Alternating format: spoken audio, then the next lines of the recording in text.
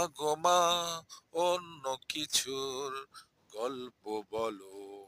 এক দেশে ছিল এক রাজার ছেলে, অনেক বড়। বলো না প্রশ্ন করি, বলো তুমি। বড় বড় বাড়ি আর এত গাড়ি, বলো না প্রশ্ন করি, বলো তুমি। বড় বড় বাড়ি ঘর এত গাড়ি, তবু কেন এত লোকে ফুটপাতে শোয়? তা বলো না, বলো না এত লোকে ফুটপাতে শোয়, তা বলো না।